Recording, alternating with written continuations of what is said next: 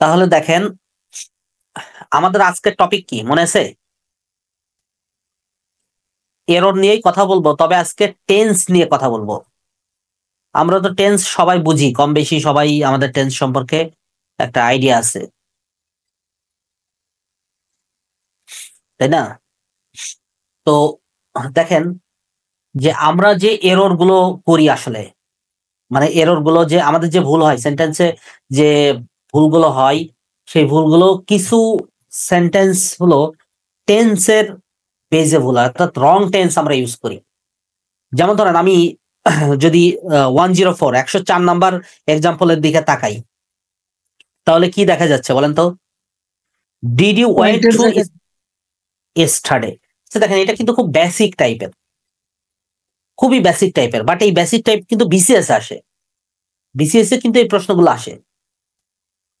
তো অনেক সময় আমরা এই প্রশ্নগুলো ভুল করে ফেলি, আবার অনেকে এটা জানি, এমনি খুব ভালো জানি। সো আমরা একটু আমাদের রিভিশন মতো করেই, যারা জানি তারা একটু রিভিশন করব, আর যারা জানি না তাদের জন্য আবার নতুন করে একটু ভালো করে পড়ে যাব আর কি। তো এখানে যে সেন্টেন্সটা, সেই সেন্টেন্সটা আমরা মোটা দাগে দেখতে পাচ্ছি এই জায়গাটাই ভুল আছে। এটা কি একটা কোশ্চিন, যে কোনো সেন্টেন্সের একটা কোশ্চিন, মানে একটা ইন্টারোগেটিভ সেন্টেন্সের একটা প্যাটার্ন আছে। সে প্যাটার্নটা কি বলেন তো? শুরুতে ডাব্লিউএস কোশ্চিন বসতেও পারে, নাও বসতে পারে, নাকি? এই সেন্টেন্সে ডাব্লিউএস কোশ্চিন বসছে? না স্যার, বসে নাই। এবং এরপরে আপনাকে যেটা নিশ্চিতভাবেই, আপনি যদি ইন্টারোগেটিভ সেন্টেন্স লেখেন তাহলে আপনাকে 100% অক্সিলারি ভার্ব বসাতেই হবে, 100% আপনাকে অক্সিলারি ভার্ব বসাতেই হবে। সেই অক্সিলারি হইতে পারে ওই মেইন সেন্টেন্স যেটা ছিল সেই সেন্টেন্সের ভিতরে কোনো অক্সিলারি ছিল, অথবা অনেক সময় মেইন ভার্ব অক্সিলারি হিসেবে কাজ করতে পারে। যেমন ধরেন আমরা am, is, are, was, were এগুলো বলতে পারি, এগুলো একাধারে মেইন ভার্ব একাধারে অক্সিলারি ভার্ব হিসেবেও কাজ করতে পারে। কিন্তু বেশিরভাগ ভার্বের মেইন ভার্ব, বেশিরভাগ মেইন ভার্বের অক্সিলারি ভার্ব নাই, নিজস্ব অক্সিলারি নাই। তো তাদের ক্ষেত্রে আমাদের ধার করতে হয়। কি ধার করতে হয়? Do, does, did. Do, does এবং ডিড। তো ডু এবং ডাজ কিসের ক্ষেত্রে বসে? প্রেজেন্ট টেন্সের ক্ষেত্রে। আর ডিডটা হলো পাস্ট টেন্সের ক্ষেত্রে। সহজ কথা। তাহলে আমরা এই যে ডাব্লিউএস কোশ্চেন বসাবো, বসতেও পারে নাও বসতে পারে, তারপরে অক্সিলারি ভার্ব, তারপরে সাবজেক্ট বসবে, এরপরে বসবে মেইন ভার্ব, মেইন ভার্ব এখানে। এরপরে দেখেন আমরা লাস্টে কি ইউজ করব? Question mark. লাস্টে ইউজ করবো আমরা কোশ্চেন মার্ক।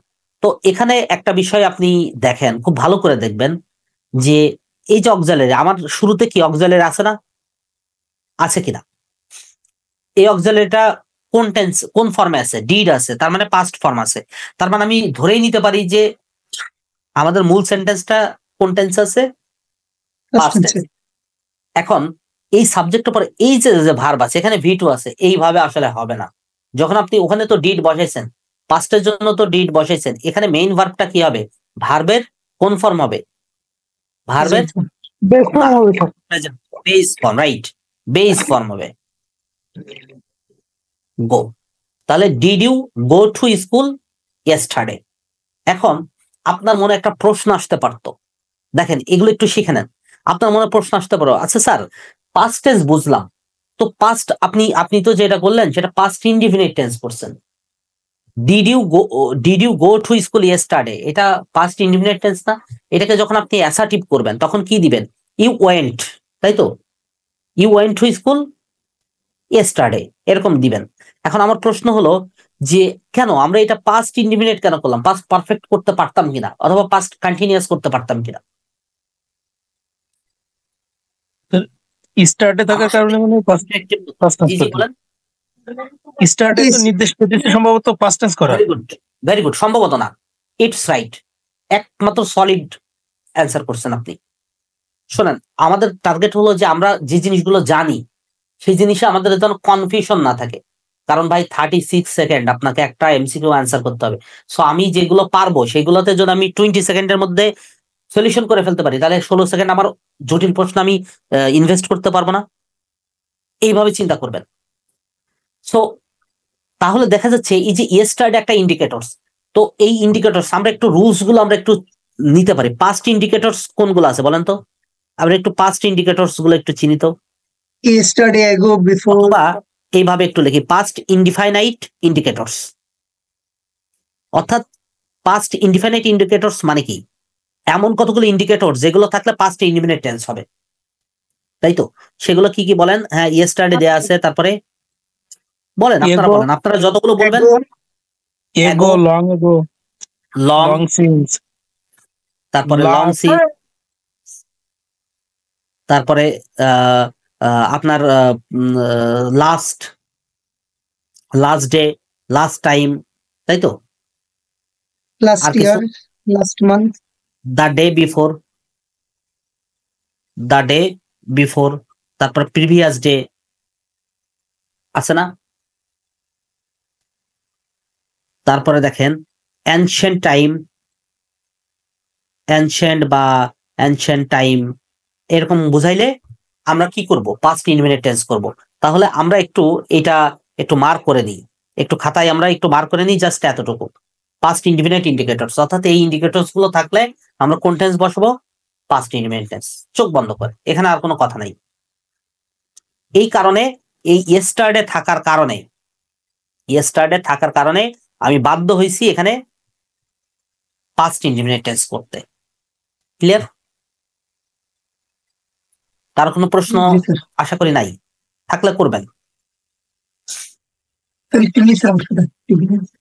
হ্যাঁ বলেন, কিছু বলছেন?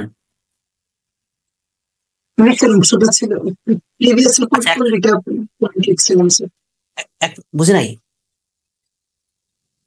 প্রিভিয়াস এর পরে দুইটা পয়েন্ট ছিল স্যার, দুটো ছিল। আচ্ছা আচ্ছা আচ্ছা, লেখেন লেখেন। Previous ancient time. জি স্যার, ঠিক আছে। মানে অ্যানশিয়েন্ট টাইম, যে কোনো অ্যানশিয়েন্ট টাইম হলে হবে। জি। নাম্বার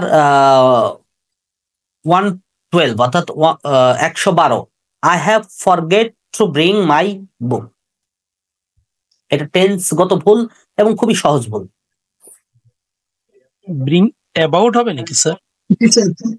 ফরগেট হবে না স্যার, ফরগট বা ফরগটেন হবে। ফরগেট জায়গাটা স্যার। প্রথম এখানে অনেকে মনে করতে বা ব্রিং আউট বা ব্রিং অ্যাবাউট এই টাইপের না, এখানে এই জাতীয় কোনো প্রবলেম নাই।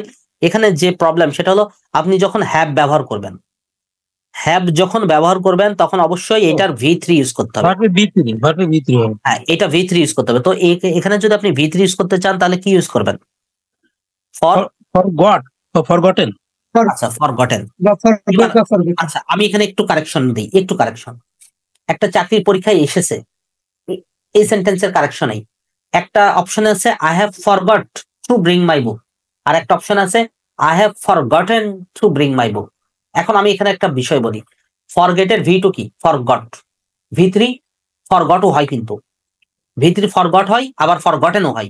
আমরা ছোটবেলায় শিখেছিলাম ফরগটেন, বাট মডার্ন ইংলিশে এসে ফরগট কিন্তু V3 হচ্ছে। বাট চাকরির পরীক্ষায় এখনো, মানে ফর্মাল ইংলিশে এখনো আমরা V3 বলতে এটার ফরগটেন ইউজ করি। সো আপনারা এইটাই মনে রাখবেন, ছোট্ট একটা বিষয়। কিন্তু দেখেন ওখানে কিন্তু আপনি তো পরীক্ষার হলে ভাই তর্ক করতে পারবেন না। তর্ক করতে পারবেন, লজিক খাটাইতে পারবেন যে কেন দিল, এই দুইটাই তো সঠিক হয়, কেন দিল, এইটা করতে পারবেন না। সো কোশ্চিন কর্তা, কোশ্চিন সেটার যারা আছে তাদের সাথে তর্কে যাওয়ার সুযোগও নাই, আমরা যাবো না।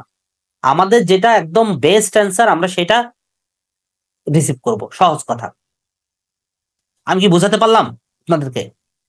জি জি স্যার। মানে এই কনফিউশন গুলো দেখেন আমরা দূর করে ফেলছি। 113, you ought to have come yesterday. পারার কথা, এটা পারবেন আপনারা সবাই। বলেন তো কি হবে? হ্যাভের জায়গায় হেড হবে স্যার। বুঝি নাই। হ্যাভের জায়গায় হেড। কেন হেড হবে, কেন বলেন? স্যার অট তো একটা মোডালস, তারপরে ইয়েস্টারডে থাকার কারণে এখানে হ্যাভ কাম। হ্যাঁ বলেন। আচ্ছা, প্রথম এখানে যে ভুলটা সেটা হলো যে আপনারা মনে করছেন যে এই জায়গায় হ্যাড দিলে হবে কিনা, তাই তো? আচ্ছা, সেক্ষেত্রে আমি বলি অট টু ভার্ব তো নাকি, এবং এই ভার্বটা কি ভার্ব বলেন তো? Modal auxiliary. জি আমি স্যার মডেল অক্সিলারি ক্লাসে বলেছিলাম, মনে আছে? স্পেশালাইজড অক্সিলারি, অর্থ হলো স্পেশালাইজড মডেল। এখন মডেল প্রেজেন্ট ফর্ম হোক, মডেলের পাস্ট ফর্ম হোক, কিংবা মডেলের স্পেশাল ফর্ম হোক, যেটাই হোক না কেন, মডেলের পরে ভার্বের কোন ফর্ম বসে বলেন তো? ভার্বের base beyond base form. Base form, right, base form. Base form. তো আমরা যারা জানি না আবার একটু নোট করে নিই যে মডেলের পরে ভার্বের বেস ফর্ম বসে। এখন আপনি ভুল করেও হ্যাড বসাতে পারবেন? জি না। ভুল করেও বসাতে পারবেন না। তার মানে হ্যাভ ঠিকই আছে, হ্যাভে কোনো প্রবলেম ছিল না, যে you ought to have come. এখন প্রশ্ন হলো ইউ অট টু হ্যাভ, আবার হ্যাভের পর আবার কি বসাইছেন? কাম বসাইছেন কেন? হ্যাভের পর আপনি কামটা বসালেন কেন? হ্যাভ, শুধু হ্যাভ থাকলেও তো একটা বিষয় ছিল নাকি, যে ইউ না, আপনি তো মডেলের পরে কি বসাইছেন? ভার্বের বেস ফর্ম, এরপরে আবার একটা অতিরিক্ত ভার্ব আছে না?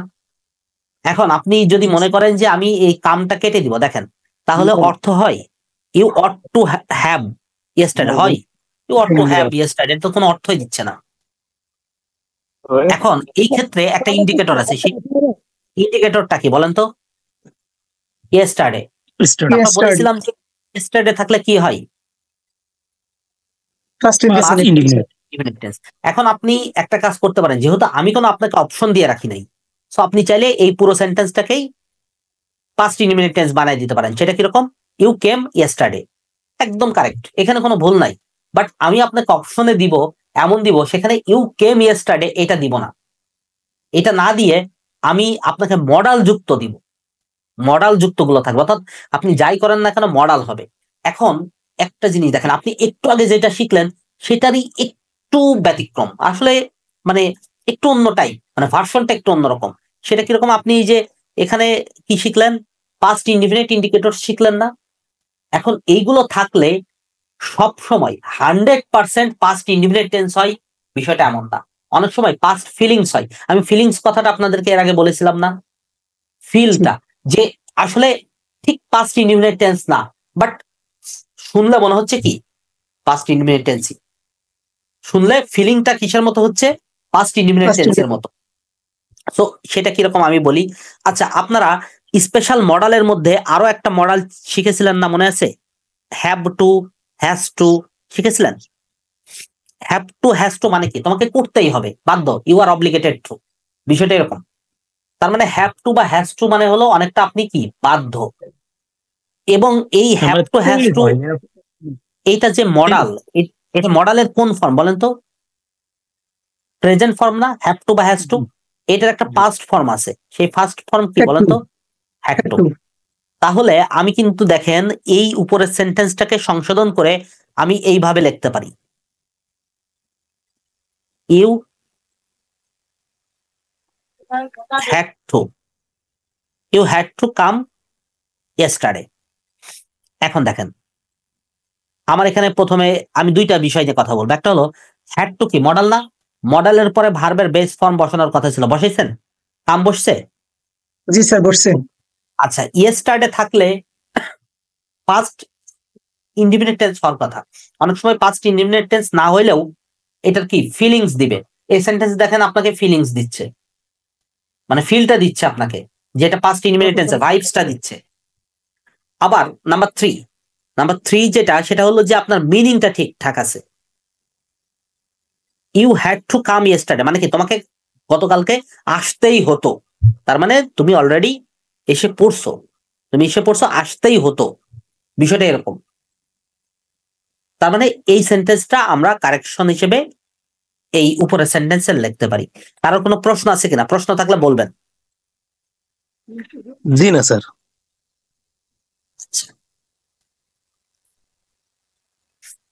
নাম্বার 115তে আমরা একটু কথা বলবো।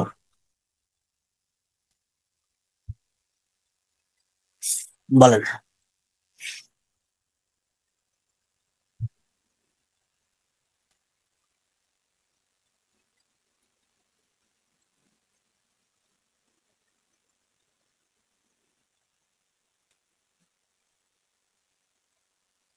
বলতে পারবেন? I saw the Parthenon of Athens মানে কি? আমি এথেন্সে কি দেখেছিলাম? পার্থেনন দেখেছিলাম। এখন এই সেন্টেন্সে কোনো ইন্ডিকেটর দেয়া নাই, আছে? দেখেন তো কোনো ইন্ডিকেটর দেওয়া আছে কিনা। না নাই, স্যার। ইন্ডিকেটর দেওয়া নাই। আবার পুরো সেন্টেন্সটা আপনি যদি অর্থগত বলেন কিংবা গ্রামাটিক্যালি বলেন বা এরর, গ্রামাটিক্যাল যে এরর গুলো, সব দিক থেকে কিন্তু কারেক্ট সেন্টেন্স। কারেক্ট। এই সেন্টেন্স আপনি কোথাও ভুল ধরতে পারবেন না, ট্রাস্ট মি, কোথাও ভুল ধরতে পারবেন না। একদম আপনাকে যখন অপশন দিবে, হ্যাঁ হ্যাঁ, এটা লজিক্যাল আছে স্যার, সবই যে ঠিক আছে, এথেন্সের এই জায়গাটা এখন আমি সবই ঠিক আছে। দেখেন এখানে এখানে এই জায়গাটাই আরো হয়তো দুইটা অপশন দিল এমনি ভুলভাল, ওটা আপনি বুঝতে পারবেন দুইটা অপশন ভুলভাল। একটা অপশনে এইটা আছে, আর একটা অপশনে যেটা দিবে সেটা হলো I have seen, I have seen the Parthenon of Athens. দেখেছেন এটা? জি স্যার। এখন এই দুইটা অপশন থাকবে, এখন কিন্তু আপনি সত্যি খুব কনফিউজড হয়ে যাবেন। দুইটা সেন্টেন্সই কি প্যাটার্নগত ভাবে, এখানে কোনো ভুল নাই, আমি কোনো ইন্ডিকেটরসও দিই নাই কোনো কিছু। যদি অলরেডি দিতাম, অলরেডি, জাস্ট, জাস্ট নাও দিতাম, তাহলে আপনি বুঝতেন present perfect indicators, present perfect টেন্সের যে ইন্ডিকেটরস সেটা দিলে আপনি না হয় নিচেরটা অপশনটা ইয়ে করতেন, চুজ করতেন। বাট আমি তো সেটাও দিই নাই। অথবা আমি যদি উপরের টাই যদি ইয়েস্টারডে বা অমুক তমুক, last day, last time, last year এরকম দিতাম, তাহলেও কি আপনি উপরটা দিতে পারতেন। বাট আমি কোনো ইন্ডিকেটরস দিই নাই। এইগুলো হলো ফিল করার বিষয় ভাই, এগুলো আপনি শুধুমাত্র মুখস্থ করে পারবেন না। এটা এই সেন্টেন্সে আমি চুজ করবো এইটা, আমি এটা চুজ করবো। আমার এটা চুজ করার পিছনে একটা লজিক আছে, লজিকটা বলি। ছোটবেলায় দেখেন আপনি যখন টেন্স পড়া শুরু করছিলেন, সম্ভবত ক্লাস কত 3 বা 4-এ, আমরা 4 বা 5 আমরা মূলত টেন্সের হাতে খড়ি হয়। 6-এ যায় মোটামুটি আমাদের টেন্সটা পড়তে হয়। তখন আপনি ওই বাংলা দিয়ে কতগুলো পড়ছিলেন মনে আছে? যে বাক্যের সাথে ইয়া আছে এই টাইপের থাকলে কি কি হয়। তারপরে আপনি পড়ছিলেন পুরা ঘটিত পুরা ঘটিত বর্তমান পড়ছিলেন না, প্রেজেন্ট পারফেক্ট টেন্স। তখন একটা কথা বলছিলেন যে কতগুলো সেন্টেন্স আছে, কতগুলো সেন্টেন্স আছে যে সেন্টেন্স গুলোর অতীতে কাজ হয়ে গেছে, কাজ কিন্তু অতীতে হয়ে গেছে, কিন্তু তার ফলাফল এখনো বর্তমান আছে। অতীতে কাজ হয়ে গেছে, যেমন আমি এথেন্সে যে পার্থেনন দেখেছিলাম, এটা অতীতে আমি দেখে ফেলছি অলরেডি, আবার পাস্ট টেন্স হওয়া উচিত ছিল, কিন্তু তার ফল এখনো বর্তমানে আছে। তার মানে আমি যে এটা দেখছি, আমি কি আপনাকে এই কথা এসে বলছি না, শেখাচ্ছি না? এই আমি না এথেন্সে যে পার্থেনন দেখছি, আমি এথেন্সে এই দেখছি, এই বিষয়, এই বিষয়, এগুলো আমি আপনাকে বলছি। সো তার মানে এই ফলটাই, রেজাল্টটা কি এখনো আমার কাছে সতেজ।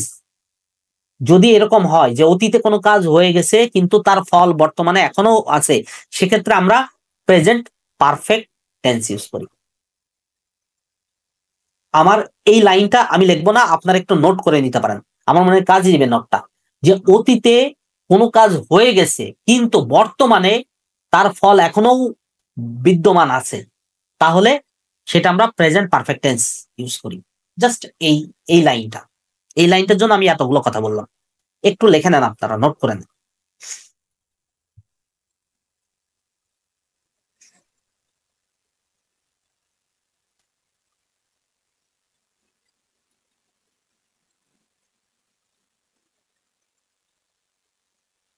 স্যার এই সেন্টেন্সটাকে ওই সেন্টেন্সটার সাথে মিলে স্যার, আমি বাড়িতে এসেছিলাম, আমি বাড়িতে এসেছি, এরকম কোনো কিছু? আপনি শুধুমাত্র বাড়িতে গেছেন, এটা তো মানে বিষয়টা হলো কিরকম, আপনি অতীতে একটা ঘটনা ঘটাইছেন কিন্তু তার ফল তো থাকতে হবে। ওই বাড়ি যাওয়াতে দেখেন এত কিছু বোঝাচ্ছে না। এখানে কিন্তু দেখেন এই পুরো সেন্টেন্সের ভিতরে, মানে সেন্টেন্সের ফিল করেন, বাংলা ফিল করেন। বাংলাটা আমি অনুবাদ করতে বলি না, ট্রান্সলেট করতে বলি না, আমি বলছি ফিল করতে। নিজের মাদার টাঙে ফিল করেন যে আমি এথেন্সে, ধরেন আমি বলি, আপনি ধরেন ফিফা 2000 কত 22 বিশ্বকাপে আপনি ফাইনাল ম্যাচ দেখছেন না, আর্জেন্টিনা এবং ফ্রান্সের।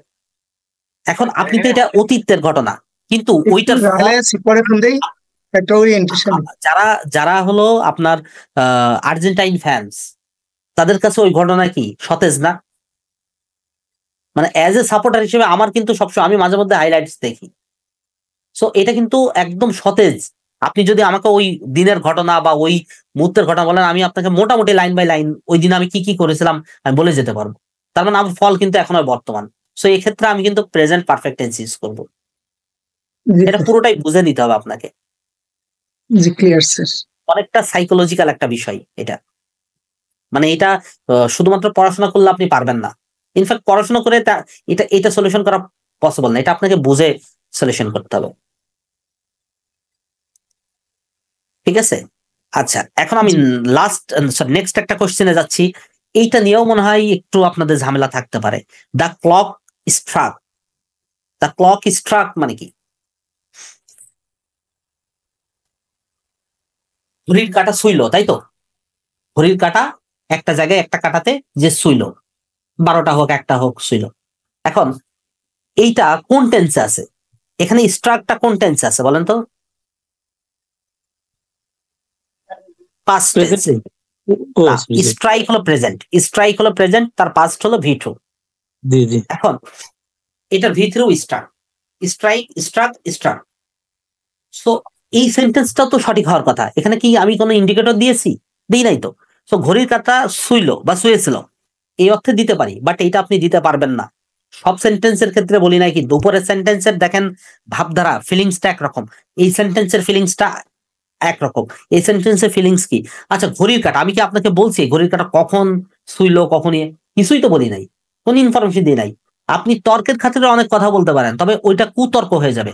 আপনাকে কুতর্ক করলে হবে না, সুতর্ক করতে হবে। সুতর্কটা এরকম যে আপনি ঘড়ির কাঁটাটা শুইলো, ঘড়ির কাঁটা যখনই শুইবে বিষয়টা এরকম মনে করতে হবে যে এই মাত্রই শুইলো। অতীতকালে হ্যাঁ 5 মিনিট 2 মিনিট আগে শুইছে, কিন্তু এটার ফিলিংসটা কি হবে যে ঘড়ির কাঁটা তৎক্ষণাৎ মানে মাত্র শুইল। তো এইরকম সেন্টেন্সের ক্ষেত্রে অর্থাৎ ওই যে ওইটার মতো যে কাজ হয়ে গেছে, ঘড়ির কাঁটা তো আগে শুইছে নাকি, অতীতকাল হয়েছে, কিন্তু তার ফলটা কি এখনো এখন বর্তমান আছে, বিদ্যমান। এরকম হইলে, এরকম হইলে আমরা প্রেজেন্ট পারফেক্ট টেন্স করব। দ্য ক্লক, এই ঘড়ির ক্ষেত্রে কিন্তু এটা মনে রাখবেন সবসময়, ঘড়ির কাঁটার ক্ষেত্রে এটা আপনি সবসময় প্রেজেন্ট পারফেক্ট টেন্স করতে হবে, হ্যাজ স্ট্রাক। কারোর কোনো প্রশ্ন থাকলে বলতে পারেন। এটাও কিন্তু ওই ওই রকমই আপনাকে চিন্তা করতে হবে। আচ্ছা তারপরে next question 117। I am at this school 2 years, এটা পারার কথা আপনাদের, স্কুলের এটা পারার কথা আপনাদের। বলেন আমাকে বলেন।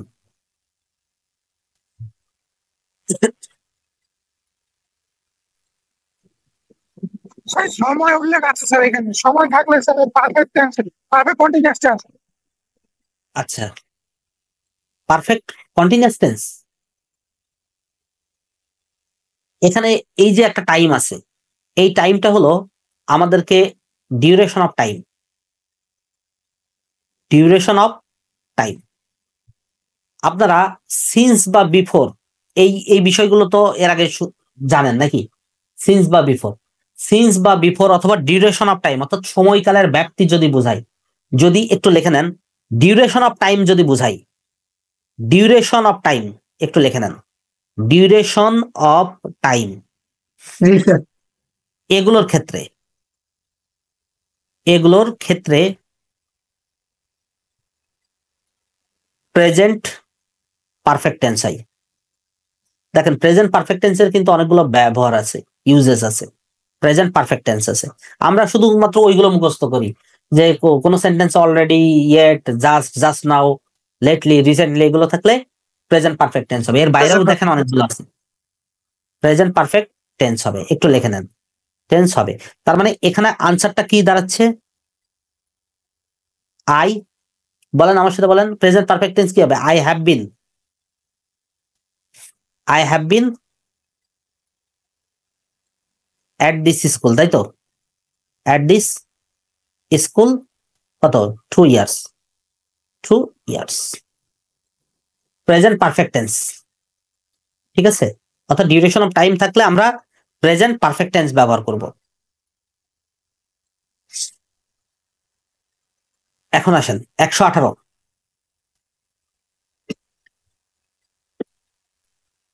বলেন। একটু মাথা খাটান, পারবেন, অটোমেটিক পারবেন।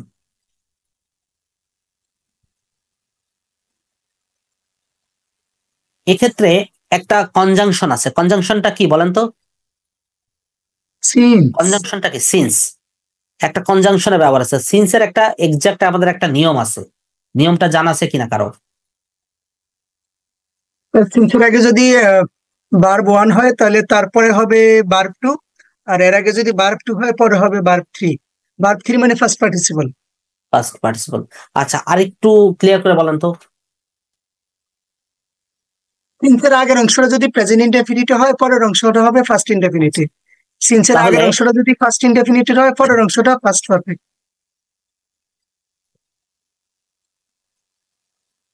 সিন্সের কয়েকটা নিয়ম আছে, সিন্সের একটা নিয়ম না, কয়েকটা নিয়ম আছে। সো কয়েকটা নিয়মের ভিতরে আমি একটা দিই, এইটা দিয়ে আগে স্টার্ট করি। সিন্সের সিন্সের পূর্বে যদি আচ্ছা সিন্সের পরে বলি, সিন্সের পরে যদি পাস্ট পারফেক্ট থাকে এইভাবে লেখেন, আমি যেভাবে লিখছি এইভাবে লিখবেন, তাহলে সময় জি বাঁচবে। স্যার। সিন্স জি। প্লাস পাস্ট পারফেক্ট, এর পূর্বে হবে present, sorry sorry past perfect লিখছি, ভুল লিখছি, পাস্ট পারফেক্ট না, past indefinite tense, past indefinite. সিন্সের পরে পাস্ট ইনডিফিনিট টেন্স হলে তার আগে বসবে present perfect tense, present perfect tense. অর্থাৎ সিন্সের পূর্বে যদি প্রেজেন্ট পারফেক্ট থাকে তাহলে তার পরবর্তী অংশ কি বসতে পারে? পাস্ট ইনডিফিনিট টেন্স বসতে পারে। সো এইটার দেখেন এখানে কমা দেয়া আছে, সিন্সটা এখানে কোথায় আছে? শুরুতে আছে না? আপনি চাইলে এটাকে কিন্তু এইভাবে লিখতে পারতেন, অর্থাৎ এই যে উই আর হ্যাপি দিয়ে এটাকে শুরুতে দিতেন, তারপরে since he came, since he কেম, অর্থাৎ সিন্স তখন কি হইতো?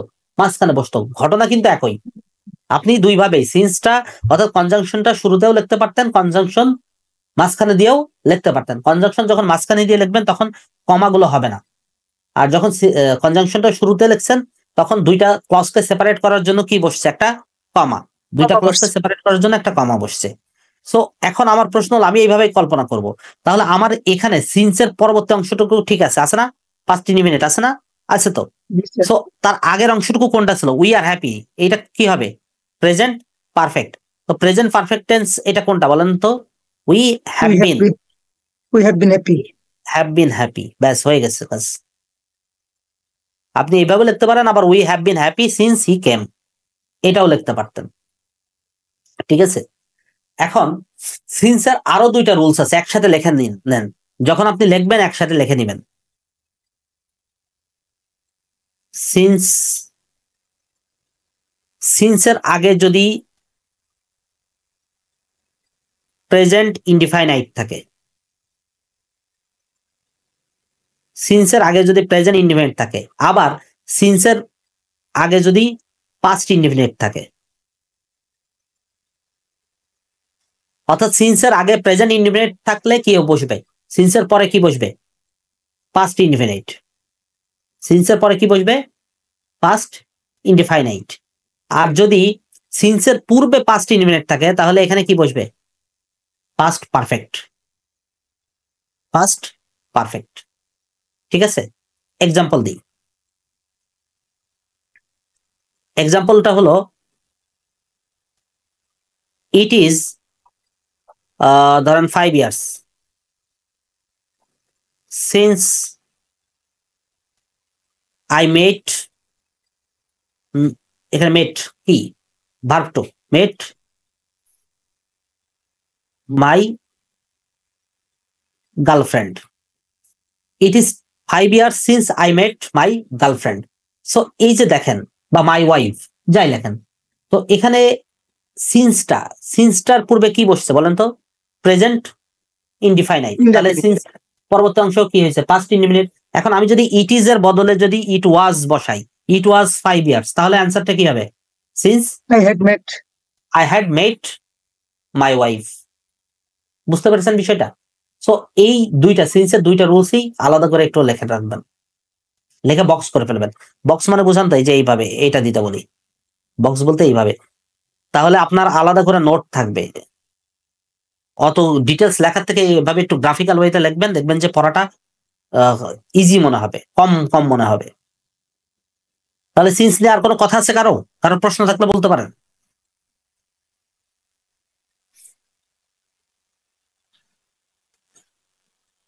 বলেন। বুঝতেছি। লুক টু বয়েজ ফাইট, খুব ইম্পর্টেন্ট, বাট অনেক সময় আমরা এটা পারি না। লুক টু বয়েজ ফাইট, আমাকে বলেন, সবাই বলেন, চেষ্টা করেন, না পারলে অসুবিধা নেই। লুক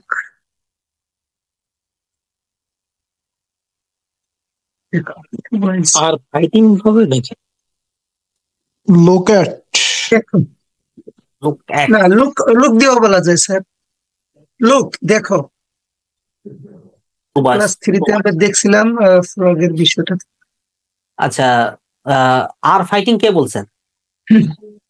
তো আমি বলছি যে টু বয়েজ আর ফাইটিং। আপনি বলছেন। আচ্ছা, আপনার নাম কি? মোহাম্মদ আশরাফুল ইসলাম। আশরাফুল ইসলাম। আচ্ছা, আশরাফুল ইসলাম, আপনি কি ইয়ে করছেন কোথায়, মানে পড়াশোনা শেষ করছেন কবে?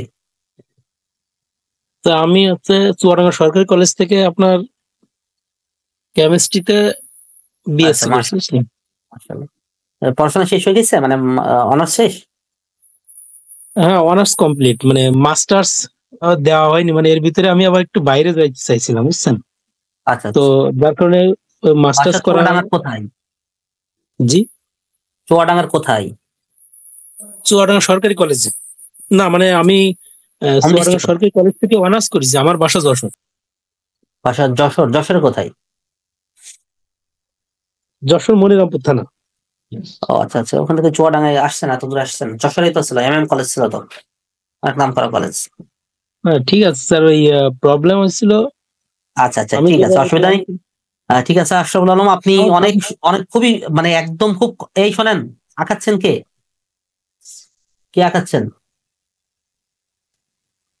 আচ্ছা শোনেন, আমি যেটা বলছি, আপনাকে অসংখ্য থ্যাঙ্কস।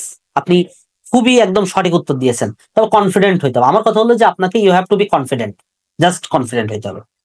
কারণ কিছু কোশ্চেনে আপনাকে 36 সেকেন্ডকে কমা এনে 20 সেকেন্ডের মধ্যে আপনাকে অ্যান্সার করে আসতে হবে, বুঝতে পারছেন? সো সবই ঠিক আছে, জাস্ট আমরা একটু ভাবধারার বোঝা নিই। দেখেন, এই সেন্টেন্সটা আপনি যদি না বুঝেন, তাহলে ভাই, মানে কোনো ইন্ডিকেটর, কোনো ক্লু দেয়া নাই, আপনি এটা সলিউশন করা কঠিন আছে। সেন্টেন্স ছোট, কঠিন আছে। সেটা হলো যে দেখেন, লুক টু বয়েজ ফাইট, এই সেন্টেন্সটা কি বোঝাচ্ছে আপনি জাস্ট জাস্ট ফিল করেন। এখানে অনেক রকম, অনেকে তর্ক করতে পারে, কুতর্ক করা যাবে না। কুতর্ক হলো যে স্যার এটা কোন দিক থেকে মনে হচ্ছে এটা কন্টিনিউয়াস টেন্স, কোন দিক থেকে মনে হচ্ছে, কোন দিক থেকে মনে হচ্ছে সেটা বলি। লুক দেখো দুইটা ছেলে, আচ্ছা এটা আমরা কখন বলি? দেখো দুইটা ছেলে আমাদের সামনে অথবা একটু পরে হবে, ফাইট ভবিষ্যতে। করিতেছে। হ্যাঁ, আমরা যদি বিষয়টা এমন বলি যে দেখো দুইটা ছেলে মারামারি করছে, সাধারণত এই ক্ষেত্রে বলি না নর্মালি? আমরা কি কখনো বলি যে এই দেখো গতকালকে দুইটা ছেলে মারামারি করছিল, এরকম বলি নর্মালি? নর্মাল বলি না আমরা। মারামারি করছে কি, হয় করবে, তাদের আচরণ দেখে মনে হচ্ছে তারা কি এই মুহূর্তে মারামারি করবে, নিকট ভবিষ্যৎ। দেখেন, নিকট ভবিষ্যৎ যখন হয় তখনও কিন্তু আমরা চাইলে প্রেজেন্ট কন্টিনিউয়াস টেন্স ইউজ করতে পারি। নিকট ভবিষ্যৎ, একদম নিকট ভবিষ্যৎ কিন্তু চলমান। আবার যে আমরা যদি বুঝি যে ফিলিংটা যে দেখো দুইটা ছেলে মারামারি করছে, এটা কিন্তু একটা কন্টিনিউয়াসই হওয়ার কথা, একমাত্র কিন্তু কন্টিনিউয়াস টেন্স দ্বারাই এটা সঠিকভাবে ডিফাইন করা যায়। সো এই ক্ষেত্রে আমরা ইউজ করব কি বলেন তো? Present continuous tense. জি, সো প্রেজেন্ট কন্টিনিউয়াস টেন্সে তাহলে এটা অ্যান্সার কি হবে, একটু লিখে নেন। Look two boys are fighting.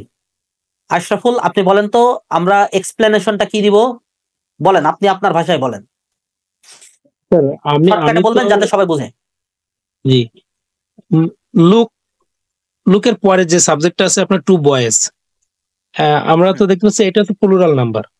তো প্লুরাল নাম্বারের কারণে আমরা আছে আপনার ধরেন আর বসাচ্ছি, ঠিক আছে, হ্যাঁ টু প্লুরাল বয়েজ ফর্ম হচ্ছে আর বসাইছি, আর আপনার বসাচ্ছি। তারপরে ভাবতে কিন্তু আইনজি।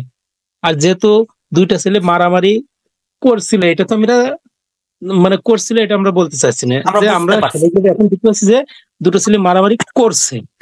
আমি এই উদ্দেশ্যেই মানে এরকম একটা টার্গেটে বলেছি, বুঝলেন? হ্যাঁ, মানে পুরো সেন্টেন্স, এটার ব্যাখ্যাটা মূলত এরকম যে পুরো সেন্টেন্সটা পড়ে আমার কাছে মনে হচ্ছে যে সেন্টেন্সে শুধুমাত্র একটা জিনিসই হইতে পারে, সেটা হলো এই মুহূর্তে তারা মারামারি করবে অথবা করতেছে। জি, হয় করবে না হলে করছে, করতে বাইরে আমরা আসলে কল্পনা করতে পারি না। সো এই সেন্সে আমরা কি করছি বলেন তো?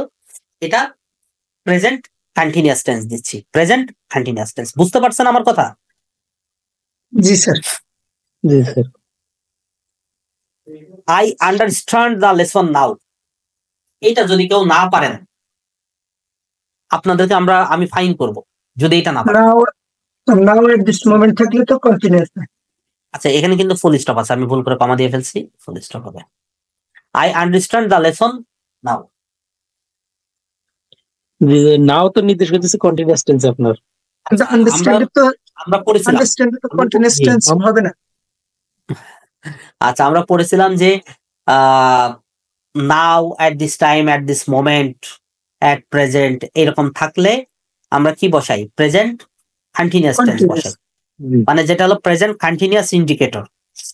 কিন্তু এখানে প্রবলেম আছে, প্রবলেমটা হলো আন্ডারস্ট্যান্ড। কতগুলো ভার্ব আছে, ভার্ব অফ সেন্স, সেইগুলোকে আমরা কি করি না, কন্টিনিউয়াস ফর্মে, অর্থাৎ এটা প্রেজেন্ট ইনডিফিনিটে রাখি, বাট এটার অর্থ, বাংলা অর্থটা করতে গেলে এটা কন্টিনিউয়াসই হবে। বাংলা অর্থটা করতে গেলে এটার অর্থটা কি জানেন? আমি এখন লেসনটা বুঝতেছি, তো বুঝতেছি মানে কি, আই এম আন্ডারস্ট্যান্ডিং দেওয়া বেটার ছিল, কিন্তু আমরা দিতে পারবো না, আই এম মেকিং দিতে হবে। হ্যাঁ, তার মানে এই সেন্টেন্সটা সঠিক আছে, এখানে যা লেখা আছে এটা সঠিক, ওকে এই সেন্টেন্সটা। জি, আপনার কিছু কিছু আছে আপনার আইনজি যোগ হয় না, তো আপনার হয় না, কিছু কিছু হয় না, আবার কিছু কিছু ক্ষেত্রে হয়। যেমন আমি বলি, এর ভিতরে আছে ফিলিং, লেখা থাকবে দেখবেন যে কতগুলো ভার্ব অফ সেন্স আছে, আন্ডারস্ট্যান্ড, এটা ফিলিং। আরে ভাই ফিলিং হয় না? ফিলিংই তো বললাম, তো কথাই তো বললাম ফিলিং। থিঙ্ক, যেমন কেন I am thinking of you, হয় না? জি, আবার সির সাথে তো আপনার আইনজি হয় না, কিন্তু আবার তো অনেক সময় সির সাথে আইনজি দিতে হয়। হয়, কিন্তু কিছু কিছু জায়গায় আসলে এইগুলো নিয়ে, এগুলা ল্যাঙ্গুয়েজ তো, এগুলো এক এক জায়গায়, এখানে কিছু কিছু বিষয় আছে। তো বিষয়ের ভিতর আমি আপনাকে একটু সহজ করে বোঝাই, যে এই যে আন্ডারস্ট্যান্ড কিন্তু আপনি আন্ডারস্ট্যান্ডিং এমনি নর্মালি বলতে পারেন, যে আপনার সাথে, তোমার সাথে আমার একটা আন্ডারস্ট্যান্ডিং আছে, এটা আলাদা বিষয়। আপনার স্পোকেন ইংলিশ আপনি বলতেই পারেন, বাট আপনি ফর্মাল ইংলিশে আন্ডারস্ট্যান্ডকে আইএনজি করতে পারবেন না, কন্টিনিউয়াস টেন্স করতে পারবেন না। আন্ডারস্ট্যান্ডিং ইউজ করেন, ওটা নিয়ে আমার কোনো কথা নাই, বাট আপনি কন্টিনিউয়াস হিসেবে এম আন্ডারস্ট্যান্ডিং, আর আন্ডারস্ট্যান্ডিং, এইগুলো বলতে পারবেন না। কয়েকটা জিনিস শিখে রাখেন, ঠিক আছে? এবং আরেকটা জিনিস দেখবেন যে এই ধরনের সেন্টেন্সের মধ্যে ওই থিঙ্কিং দিবে না, না দিয়ে আন্ডারস্ট্যান্ডটাই দিবে, কারণ এই জায়গায় হলো মোটামুটি সলিড, ওখানে কারো দ্বিমত থাকবে না। কোনো কোশ্চেন, মানে কোশ্চেন সেটাররা এমন ভাবে কোশ্চেন করে যাতে কেউ কোনো এই, মানে কোনো কোশ্চেন অ্যারাইজ না হয়, এই কোশ্চেনটার বিপরীতে কোনো কোশ্চেন অ্যারাইজ না হয়। সো এখানে আপনি কোনো কোশ্চেন অ্যারাইজ করতে পারবেন না, বাট ওই যে থিঙ্কিং এগুলোর ক্ষেত্রে কোশ্চেন অ্যারাইজ করা যায়। বুঝতে পারছেন? সো এটা একটু আলাদা করে মনে রাখবেন। বলেন কি হবে? এটা পারার কথা। ওই I go for a walk, every morning I am going for a walk. I go for a walk আপনার এভরি তো আপনার প্রেজেন্ট টেন্সের নির্দেশ করে। আচ্ছা, তাহলে আমরা একটু লিখে নিই, প্রেজেন্ট ইনডিফাইনাইট ইন্ডিকেটর। বলেন তো কি কি? আপনার আছে এভরি দিয়ে শুরু করেন, প্রথমে এভরি দ্বারা শুরু করেন, তারপরে টুডে। আমি একের পর এক বলি তাহলে স্যার। হ্যাঁ বলেন। আমার একটা শর্টকাট টেকনিক আছে। হ্যাঁ বলেন শেয়ার করেন। যেমন আমি বড় হাতের ইউ দেই, ইউ আপনি এটি লেখেন, আমি বলছি। হ্যাঁ বলেন। You ANS WER, ANS WER, WER। ও না, ANSER, ডাব্লুটা কাটি দেন আপনি একটু। আচ্ছা ডাব্লিউ কেটে দিচ্ছি, অসুবিধা নেই। ওকে, তারপরে এইটুকুই। EOOD, হ্যাঁ GOOD একটু সাইটে লেখেন, ইউ অ্যান্সার গুড, GOOD। আচ্ছা স্যার আমি লিখে আছি ইউ, আবার প্রথম থেকে যে আমি বলছি, ইউতে ইউজুয়ালি, এতে অলওয়েজ, ইউজুয়ালি, ইউজুয়াল। জি আচ্ছা, এতে অলওয়েজ, এতে নরমালি, নরমাল, গুড, ভালো তো। এতে সামটাইম, সামটাইমস, ইতে এভরি, ইতে এভরি, আর তে রেগুলারলি, আর তে রেগুলারলি, জি তে জেনারেলি, জি তে জেনারেলি, ওতে অকেশনালি, ওতে অকেশনালি, ও সিসি ইউ অকেশনালি, তাই তো? অকেশনালি, অকেশনালি, ঠিক আছে, অকেশনালি। আর ওতে ওপেন, ওয়েব টিএন, ওপেন, জি ওয়েব, ওয়েব টিএন ওপেন, ওয়েব টিএন অফ, আমরা যে বলি অফটেন যেটা বলি, ও আচ্ছা, অফেন, অফেন, জি ওপেন ওয়েব জি, স্যার। টিএন, আচ্ছা আচ্ছা। সেই জন্য বলছি কি ওপেন তো হওয়ার কথা না, অফেন। হ্যাঁ, ঠিক আর আছে। ডিতে ডেইলি, তারপরে দিতে ডেইলি, ডেইলি, ভেরি গুড। এই শোনেন, এগুলো আছে আপনার প্রেজেন্ট হ্যাঁ, ইনডিফিনিট এইগুলো যা থাকবে উনি কিন্তু ভালোই বলছে, ঠিক আছে। আমি হয়তো এগুলো এমনি লিখে দিতে চাইছিলাম, তো আমার মনে হয় আপনারা কষ্ট করে, কারণ এগুলো পরীক্ষায় সবসময় আছে ভাই। আপনি যতই এগুলো মনে করেন যে ছোট বাচ্চাদের পড়া, এটাই বিসিএস এ আসে। তো এগুলো একটু মনে রাখবেন। কাহিনী হচ্ছে কি, জি বলেন। আমি কিন্তু ইংলিশের কোনো কিছু না, আমি কেমিস্ট্রি, আপনারা তো বোঝেন যে আসলে, তারপরেও টেকনিক আপনি করে। আপনি খুবই সুন্দর। শোনেন, একটা একটা একটা বিষয় বলি, আমি কখনো এভাবে চিন্তা করি নাই। জি শেখার আছে, আমি সবসময় একটা কথা বলি, যে কারোর কাছ থেকে শেখা যায়, যে কারোর কাছ থেকে, যে কারোর কাছ থেকে। আমি ইংলিশের টিচার বিদায় আমি আপনার কাছ থেকে শিখতে পারবো না, এটা কোন হাদিসে লেখা আছে বলেন? আমি এটা আজকে শিখলাম, আমার ভালোই লাগছে, খারাপ লাগে নাই। ঠিক আছে, সবাই একটু আলাদা করে মনে রাখেন, কারণ এইগুলো তো পরীক্ষা আসে ভাই, আপনাদের পরীক্ষা আসবে। সো উনি যা বলছে একদম অ্যাকুরেট বলছেন। সো এইগুলো থাকলে আমরা কি বসাই? Present indefinite tense. তাহলে আমার কষ্ট করে আর বাকিগুলো লেখা লাগলো না। যে এইগুলো একটু মনে রাখবেন সবাই। কয়েকটা জিনিস, সব জিনিস যে আপনাকে এরকম রুলস করে করতে হবে এমন না। আপনি আপনার প্রয়োজনীয় কিছু কিছু জিনিস আপনি নিজের মতো করে রুলস বানায় ফেলেন, ব্যাস হয়ে গেছে। আচ্ছা, তাহলে এভরি মর্নিং এর থাকার কারণ আমরা কি দিব? আই অ্যাম গোয়িং দিব না, আই অ্যাম গোয়িং না দিয়ে শুধু I go for a walk, I go for a walk. ঠিক আছে, সবাই ওনাকে একটা থ্যাংক ইউ দিবেন, ক্লাস শেষের পরে সবাই একটা থ্যাংক ইউ। হাততালি দিয়ে দিই স্যার এখনই। স্যার সুন্দর, আচ্ছা, যথেষ্ট সুন্দর একটা সিস্টেম দেখলাম স্যার। ভালো করছে। শোনেন, ভালো লাগছে স্যার। আমরা বলি শুধুমাত্র শুধুমাত্র এইটার জন্য আমি বলছি না, ভবিষ্যতে আরো অনেক কিছু আছে জটিল জিনিস, আপনি আপনার মতো করে এরকম শর্টকাট করে নেবেন। মানে শুধুমাত্র এইটার জন্য আমি থ্যাংক ইউ দিচ্ছি না, উনি একটা চিন্তাধারা দিয়ে দিছে। সত্যি আমি এভাবে চিন্তা করি নাই কখনো। স্যার, আমার আরো একটা টেকনিক আছে আপনার, দেখেন ওই যে জি বলেন। ট্রান্সফরমেশন অফ সেন্টেন্স করে না আপনার, অ্যাফার্মেটিভ থেকে নেগেটিভ।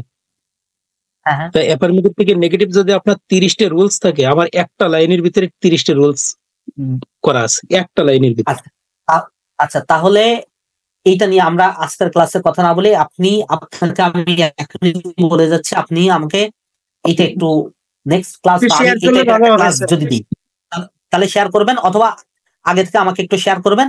আমি এটা একটু দেখে শুনে আমি সবার উদ্দেশ্যে একটা ডেলিভারি দিব, একটা ক্লাস দিয়ে দিব এটাতে, মানে জি এই স্যার। রিলেটেড একটা ক্লাস দিব, সাথে আমি ওইটাকে ইয়ে করে দিব। জি আমি স্যার, তো ডিটেলস পড়াবোই, আমি কিন্তু ডিটেলস পড়াবো, দেন তারপরে আমি ওই জিনিসটা ওর ওইটা বুঝাই দিব। ঠিক আছে, আপনি এটা করবেন। হ্যাঁ, আপনি নিজ দায়িত্বে আমাকে একটু জানাবেন।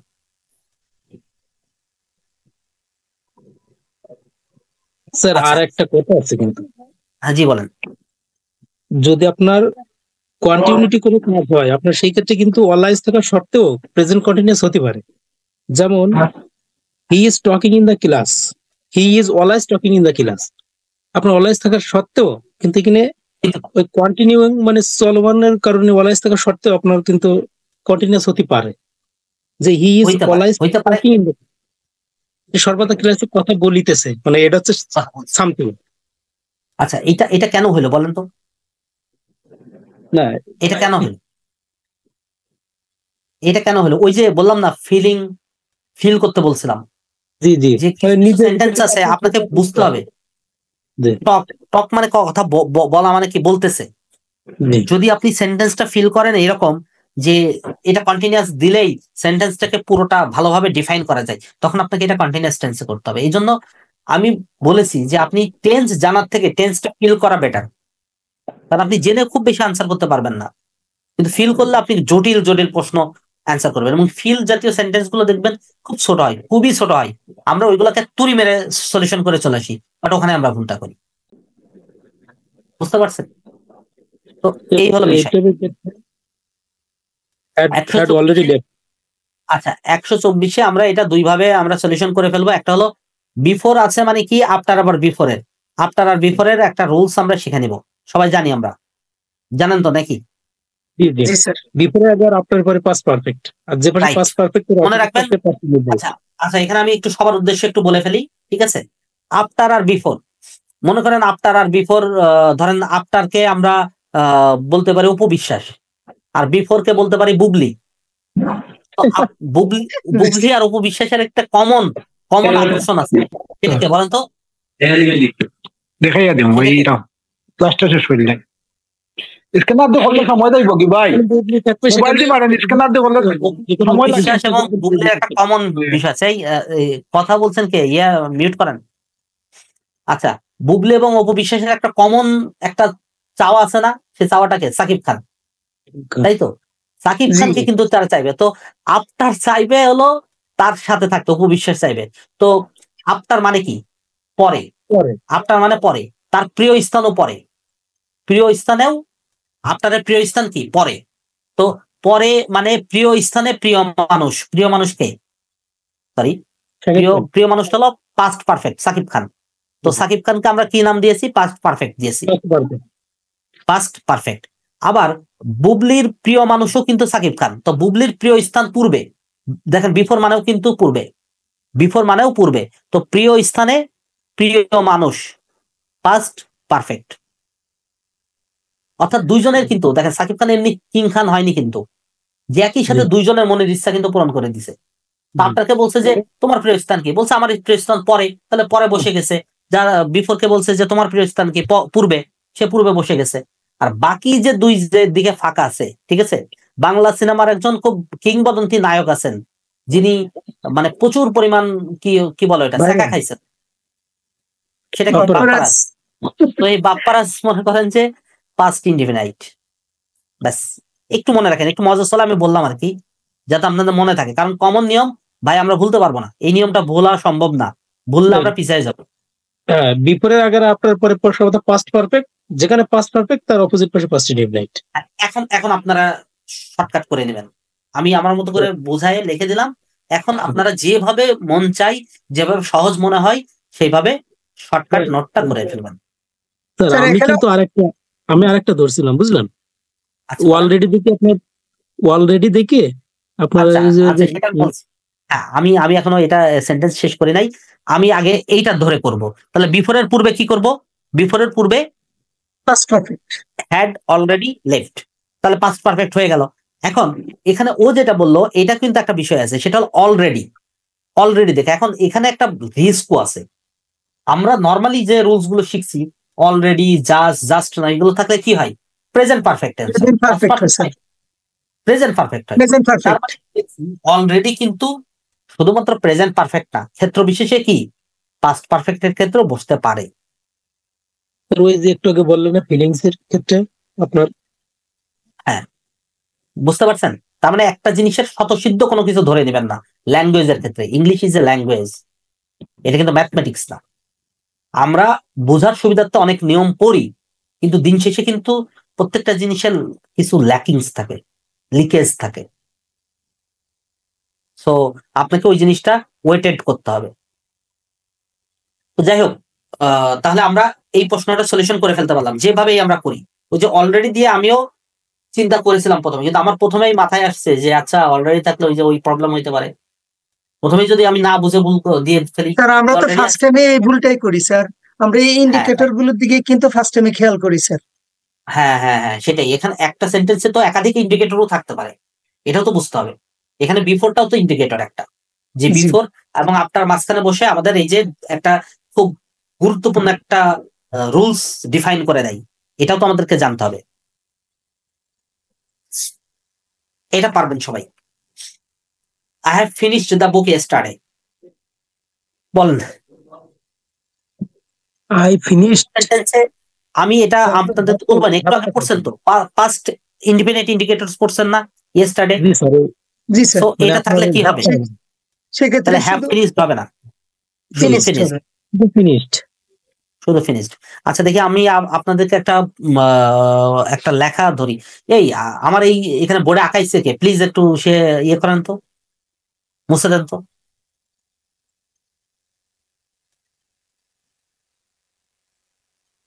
মুছতে পারছি না আমি। স্যার আপনি তো বুঝতে পারবেন না, ও যে নিয়ে আঁকাইছে তার এই বুঝতে বুঝবে। হবে। উনি এটা ধরে কেন স্যার, বুঝতে পারতেছি না। একটু শোনেন, মানে আমাদের এই বয়সে এসে একটু একবার বলার পরেও সচেতন হইতে হয়, একটু সচেতন হইতেই হবে এই বয়সে এসে। আচ্ছা যাই হোক, দেখেন আমি যদি বলি I finished,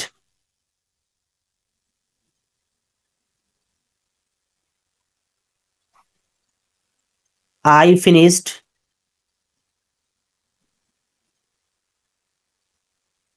by my tops. Tops বানান কি? এটা মেয়েরা যে টপস পরে, আমি জানি না টপস বানান। আচ্ছা, আই ফিনিশড, আমার ওই টপস নিয়ে কোনো ইয়ে নাই। I finished buy my tops. এটা বাইং হবে স্যার, বাইং হবে। কেন হবে? ওই যে ফিনিশ থাকার কারণে স্যার এর পরবর্তী ভার্ব জিরান্ড হয়ে যাবে। হ্যাঁ, আমি যেভাবে বলছিলাম সেভাবে বলার চেষ্টা করবে যে পৃথিবীতে কতগুলো ভার্ব আছে, যেই ভার্বের পরে সেকেন্ড কতগুলো ভার্ব থাকলে সেটা কি হয়ে যাবে? জিরান্ড হয়ে যাবে। তো ফিনিশড ওই ভার্ব, ফিনিশড এর পরে ভার্ব থাকে তাহলে সেই ভার্বটা কি হবে? জিরান্ড হয়ে যাবে। আইএনজি স্যার হবে না, বুঝি নাই? বাইং হবে। ING, I finished buying my tops, I finished buying my tops. 126, I will see you when I shall come back. খুব ইম্পর্টেন্ট একটা বিষয়, বলেন তো।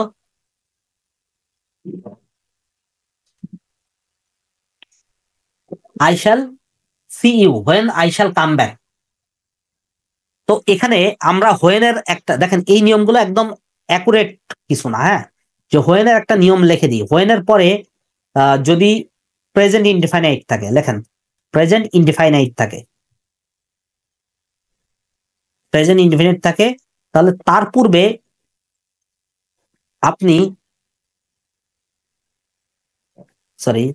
আপনি ফিউচার ইনডিফিনিট টেন্স বসাতে পারবেন, ফিউচার ইনডিফাইনাইট বসাইতে পারবেন। এই রুলসটা লিখে নেন যে হোয়েন এর পূর্বে যদি ফিউচার ইনডিফিনিট টেন্স থাকে তাহলে হোয়েন এর পরে কি বসবে? Present indefinite. তাহলে আমাদের উপরের সেন্টেন্সের প্রবলেম কোথায়? দেখেন হোয়েন এর পূর্বে কি বসছে? Future indefinite. তার মানে এটা ঠিক আছে, আই উইল সি ইউ, নাকি? জি স্যার, এটা ঠিক আছে। হোয়েন এর পরবর্তী অংশ কি বসবে? Present indefinite. তো প্রেজেন্ট ইনডিফিনিট কি হবে? When I come come back, I come back, when I come back. ব্যাস, এইটাই হলো আমাদের নিয়ম। 127 নাম্বার, এখানে কি ভুল আছে সেটার থেকে বড় বিষয় হলো কন্ডিশনাল সেন্টেন্স। আমি করাইছিলাম না? করানোর কথা। জি স্যার, জি স্যার পড়াচ্ছি। কন্ডিশনাল সেন্টেন্স যদি করাই থাকি তাহলে আমি একটা কথা বলছিলাম, ইফ এর পরবর্তী অংশ কখনোই কি হবে না? মডাল অক্সিলারি হবে না। ইফ এর পরবর্তী অংশ, ইফ এর পরবর্তী অংশ কোনটা? এইটুকু না? তো এখানে কি বসছে? মডাল বসছে না? বসছে স্যার, জি মডেল। তার মানে এই মডাল বসবে না। এখন এইটা রুলসটা কি হইতে পারে? যেহেতু আমি এই পাশটা সঠিক ধরে নিব, এই পাশটা আমি চেঞ্জ করতে চাই না, তাহলে আমার রুলসটা হলো এরকম যে ইফ এর পরে প্রেজেন্ট ইনডিফাইনাইট, তাই নাকি? জি স্যার। ইফ এর পরে যদি প্রেজেন্ট ইনডিফিনিট টেন্স থাকে তারপর অংশ future indefinite, future indefinite, future indefinite বসবে। দেখে বক্স করেন। অর্থাৎ ইফ আই আক্স মি, ইফ হি আক্স মি, এস হবে। থার্ড পারসন সিঙ্গুলার নাম্বার হিসেবে এস হবে। So if he asked me I will stay, I will stay. ঠিক আছে, এই রুলসটা একটু আলাদা করে নোট করেন রাখেন, এটা ইম্পর্টেন্ট আছে।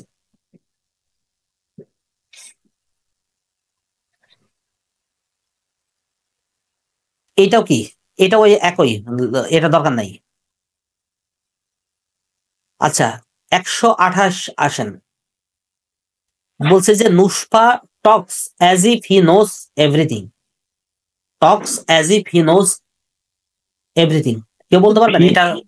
নিউ স্যার, নিউ ভার্বের সেকেন্ড আচ্ছা, তাহলে আমরা একটু রুলসটা একটু লিখে নিই। অ্যাজ ইফ এবং অ্যাজ দো এজ ইফ এবং এজ দোর পরে সাবজেক্টের পরে ভার্বের বি2। দুইটার ক্ষেত্রেই, হ্যাঁ দুইটার ক্ষেত্রেই দেখেন প্রথমে সাবজেক্ট থাকবে, আবার এইগুলোর পরেও কি বসবে? Subject.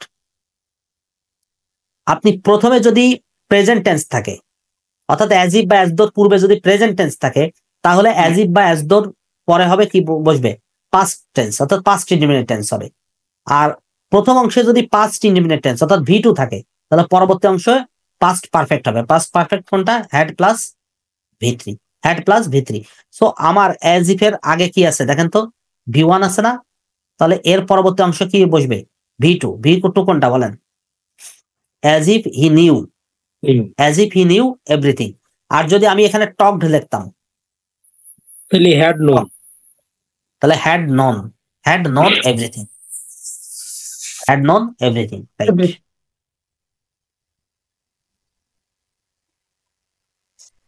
130, if he would ask me I would stay.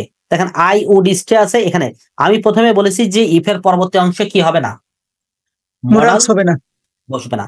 So এখানে আমরা কন্ডিশনালের সেকেন্ড রুলস অর্থাৎ সেকেন্ড কন্ডিশনাল যেটা বলে সেটা আমরা একটা শিখে নেব। ইফ এর পরবর্তী ইফ এর পরে যদি পাস্ট ইনডিফিনিট টেন্স হয়, ইফ এর পরবর্তীতে যদি পাস্ট ইনডিফাইনাইট হয়, তারপরে সাবজেক্ট উড কুড মাইট, তারপরে এরপরে কি বসবে? সাবজেক্ট বসবে, তারপরে could might, would could might, তারপর ভার্ব Should, ওয়ান, মাইট,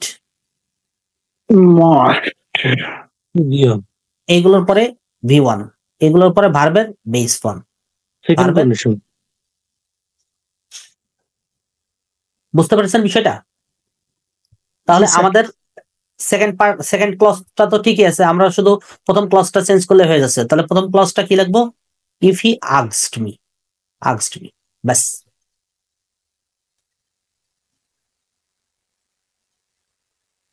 একশো 133 দেখেন, they asked him to be captain but he refused. Is it right or wrong?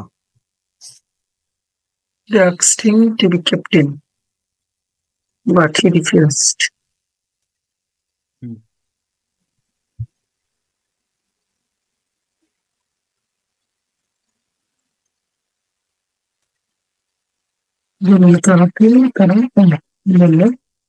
Refused.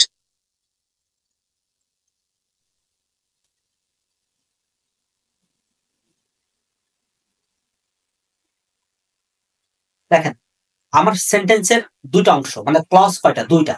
তো শুরুর ক্লজ এইটা, আর দ্বিতীয় ক্লজ হলো এইটা। তো শুরুর ক্লজটা কোন টেন্স দিয়ে শুরু হয়েছে? First tense দিয়া, আর পরবর্তী ক্লজটা কি হয়েছে? Past tense. তার মানে শুরু হয়েছে পাস্ট টেন্স দ্বারা, আপনি শেষ পর্যন্ত কি করলেন? পাস্ট টেন্স করলেন। আমি কিন্তু বলি না যে পাস্ট ইনডেফিনাইট, পাস্ট পারফেক্ট, এটা বলি না। আমি বলছি পাস্ট, এটাকে বলা হয় পাস্ট সিকুয়েশন বা past obligation. Sequence of tense বলে একটা কথা আছে, টার্মস আছে। তো সেই টার্মসে বলা হচ্ছে যে আমরা একটা সেন্টেন্সের দুইটা পার্ট থাকে, দুইটা পার্ট সাধারণত, অনেক সময় ব্যতিক্রম হয়, ব্যতিক্রম গুলো পরে বলবো। সাধারণত কি হয়? প্রথম অংশটুকু যদি আমরা প্রেজেন্ট টেন্স দিয়ে শুরু করি, পরবর্তী অংশটুকু প্রেজেন্ট হয়।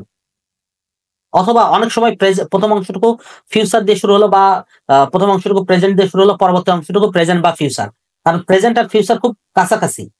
বাট যদি কোনো সেন্টেন্স, অথবা আপনি ধরেন একটা স্টোরি রাইটিং লেখছেন, পড়ছেন না? Once upon a time there lived a king named Midas, পড়ছেন না? সো এই টাইপের যখন আপনি একটা স্টোরি পড়ছেন অতীতকালে, অ্যানশিয়েন্ট টাইমের, অতীতকালের কোনো ঘটনা পড়ছেন, আপনি শুরু থেকে শেষ পর্যন্ত কি পাস্ট টেন্স ইউজ করছেন না?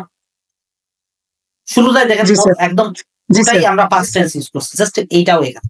তার মানে এখানে ঠিকই আছে, এখানে কোনো ভুল নাই।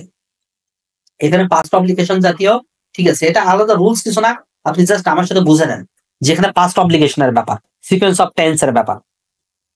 এখানে ভুল হইতো যদি বাট হি রিফিউজেস থাকতো, এস থাকতো, মানে প্রেজেন্ট টেন্স থাকতো এখানে, তাহলে এই জায়গায় একটা ভুল থাকতো। আমি কি বোঝাতে পারলাম? জি, এবার দেখেন মিসসেলেনিয়াস কতগুলো প্রবলেম দেখাই। বলছে যে 134 the door is open please shut her, is it right or wrong? Sir এটা প্যাসিভে আছে, এটা ওপেন হবে। ওপেন্ড হবে প্যাসিভে? আচ্ছা ওপেনিং তো হইতে পারতো, মানে আমি কন্টিনিউয়াস টেন্স করে দিলেন। তাইলে তো স্যার ওপেনিং দ্য, আচ্ছা ঠিক আছে, খুব Opening- ভুল বলেন। ওপেনিং দ্য আচ্ছা আমি একটা কথা বলি আপনাকে,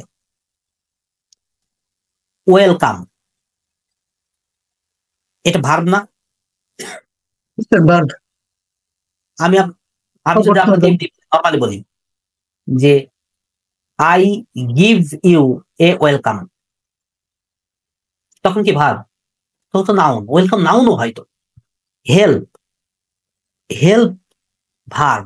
আবার আমি বলি না একটা হেল্প করো তো, আমি কি সবসময় ভার্ব হিসেবে ইউজ করি? হেল্প তো নাউন আকারে বলি, বলি না যে I need your help, I need your help, I need your help. এখানে হেল্প কোন অর্থে ভার্ব?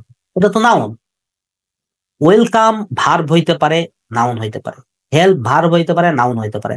ওপেন ভার্ব হইতে পারে, নাউন হইতে পারে। ওপেন নাউন, তার মানে এখানে তো ঠিকই আছে ওপেন। এখানে আমার না কন্টিনিউয়াস দরকার, না প্যাসিভ মোডে দরকার, কোনো কিছুই দরকার নেই। তাইলে কি হবে? দ্য দরজাটা ডোর খোলা। Is open, you are requested to shut her. আচ্ছা দেখেন, আমরা আসলে অনেক কঠিন কঠিন চিন্তা করি। খুব ইজি একটা ভুল আপনার চোখের সামনে, আপনি নিজেরই হাত কামড়াবেন যে হায় হায় আমি এটা দেখি নাই। দ্য ডোর শুরু হয়েছে কি দ্বারা? অবজেক্ট না, বস্তু না, জড় বস্তু না। সো শাট হার কিভাবে হয়? শাট ইট। আপনি শুরু করছেন ডোরকে, ডোরকে কি আপনি মহিলা বলবেন বা পুরুষ বলবেন? কি বলবেন বলেন? শাট ইট। খুব ছোট জিনিস না? খুব সিলি ম্যাটার। এখন মনে হচ্ছে তাই না? স্যার সেন্টেন্সটা একটু লিখতে দেন স্যার। হ্যাঁ লেখেন শিওর। জি স্যার, আসলে কি চরম ভুল, মানে চোখের পরে রয়েছে, খেয়াল করিনি তো। ডোর তো আর মহিলা মানুষ না, হ্যাঁ, জি স্যার। এই জায়গাটাই আসলে আমরা একটু জড় পদার্থ।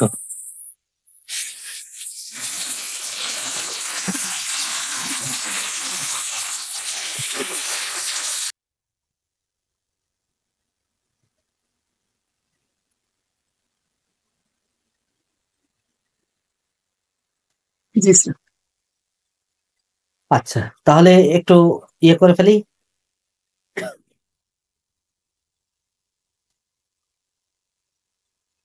বলেন, হার রুমস উইন্ডো ইজ ওপেন।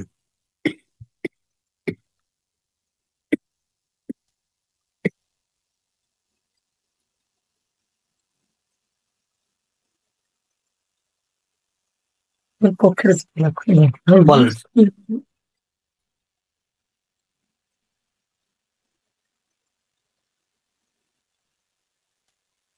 ছোট্ট সেন্টেন্স, অথচ দেখেন আমাদের এই সেন্টেন্স গুলোতে কতটা প্রবলেম মানে ক্রিয়েট করে রাখছে। খুব ইজি সেন্টেন্স না? হার রুমস উইন্ডো ইজ ওপেন। এখন এইখানে কোথায় ভুল আমরা কিন্তু ভুল আইডেন্টিফাই করতে পারছি না, খুব কষ্ট লাগছে আমাদের।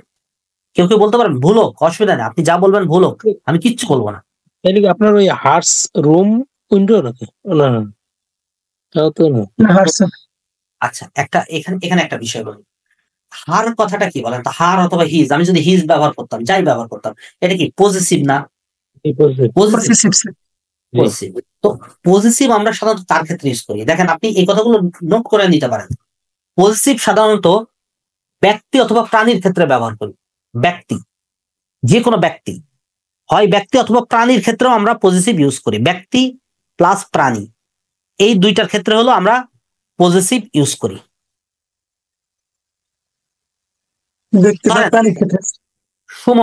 সুমনা কি ব্যক্তি না? সুমনাস অ্যাপোস্ট্রফিয়াস, হার, হিজ প্রত্যেকটা ব্যক্তি না? বা প্রাণীর ক্ষেত্রেও হইতে পারে। এই ক্ষেত্রে আমরা পজিটিভ ব্যবহার করি। কিন্তু rooms window, room window, window জিনিসটা কি? হার রুমস উইন্ডো, এটা কি ব্যক্তি? এটা কি ব্যক্তি? হার রুমস উইন্ডো, তার রুমের জানালা। আমরা তো হার দেখছি, আমরা দেখছি হারে, কিন্তু আসলে কিন্তু এখানে হার ইন্ডিকেট করেনি। ইন্ডিকেট করছে কোনটা? মেইন জিনিস কোনটা? উইন্ডো। উইন্ডো তো ব্যক্তি না, প্রাণীও না, তার মানে এটা পজিটিভ এভাবে করা যাবে না, পজিটিভ করা যাবে না। এক্ষেত্রে আমরা কি করব? এইগুলোর ক্ষেত্রে আমরা ইউজ করব দা উইন্ডো অফ হার রুম, তার রুমের উইন্ডো, বুঝতে পারছেন? Is open. স্যার আবার একটু রিভিউ করলেন তো স্যার প্লিজ। হ্যাঁ বলেন। আবার একটু প্লিজ আবার একটু রিভিউ করতেন স্যার বিষয়টা, যে রুমস থেকে, রুমের পর থেকে। রুমের পর থেকে কি হয়েছে বোঝা যাচ্ছে না? আবার একটু রিভিউ করতেন। জি স্যার, আবার একটু রিভিউ করতেন কথাটা। আচ্ছা, বলা হচ্ছে যে the window of our room is open. এটা আমরা কেন লিখলাম? কারণ হলো আমরা পজিটিভ তখনই লিখি যখন ব্যক্তি বা প্রাণীকে নির্দেশ করে। তো এখানে হার রুমস উইন্ডো, এখানে উইন্ডোকে বোঝানো হচ্ছে। সো যেহেতু উইন্ডোকে বোঝানো হচ্ছে, উইন্ডো না ব্যক্তি না প্রাণী, সো আমি পজিটিভ লিখতে পারবো না, লেখা আমাদের সম্ভব না। সেক্ষেত্রে আমরা কি লিখবো? আমাদের একটা টেকনিক আছে। টেকনিক হলো প্রথমে আমরা একটা ডি আনি, তারপরে মেইন যে অবজেক্ট, সেই মেইন অবজেক্ট কোনটা? Window. The window of our room. Window কার ক্ষেত্রে বলেন তো? তার রুমের ক্ষেত্রে। অর্থাৎ আমরা এইগুলো লিখি কি পজিটিভের বিকল্প হিসেবে। অর্থাৎ তার রুমের উইন্ডো ইজ ওপেন, হয় খোলা। তাহলে তো এখানে ওপেন নাউন। হ্যাঁ তাইলে তো এখানে ওপেন নাউন নাকি? হ্যাঁ, ওপেন 100% এখানে নাউন, এখানে ওপেন নাউন, এই ওপেন নিয়ে কোনো প্রবলেম।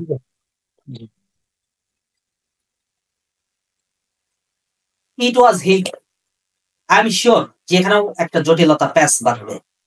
এত ছোট কি প্যাচ বাড়বে? তিনটা মাত্র ওয়ার্ড। ইট ওয়াজ হিম তো হবে না, কারণ ইট ওয়াজ হিম হয় না, এই হয় সে।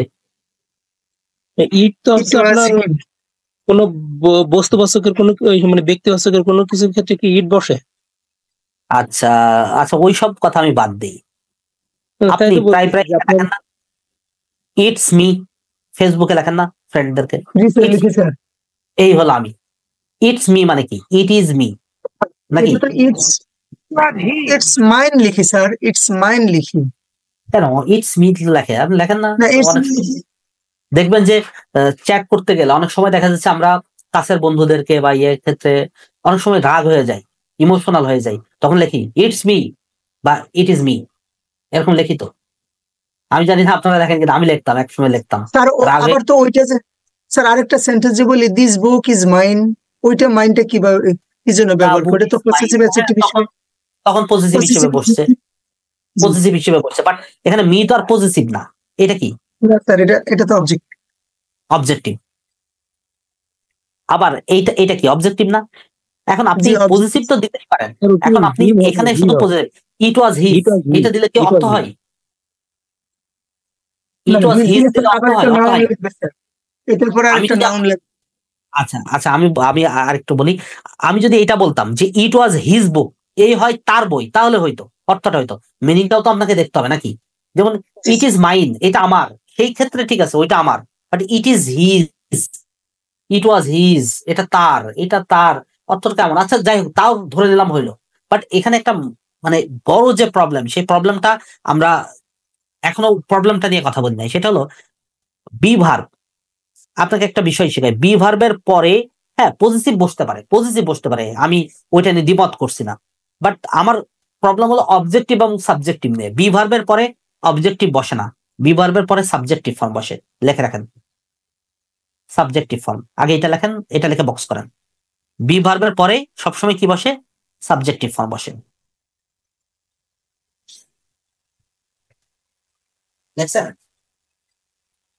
জি স্যার লিখছি স্যার। তার মানে যদি বি ভার্বের পরে সাবজেক্টিভ ফর্ম বসে, তাহলে ইট ওয়াজ কি হবে বলেন তো?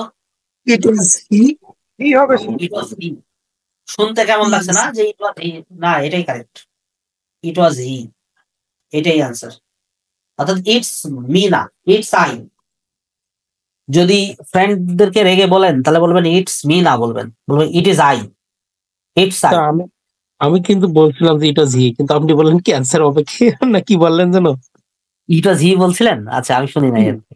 কেন আমি বললাম না ইট ওয়াজ হি, তখন আপনি বললেন অ্যান্সার কি না, বলছিলেন যে কি এর কি অ্যান্সার হবে না কি একটা বললেন যে ওয়ার্ড, এই ওয়ার্ড তো হবে কি?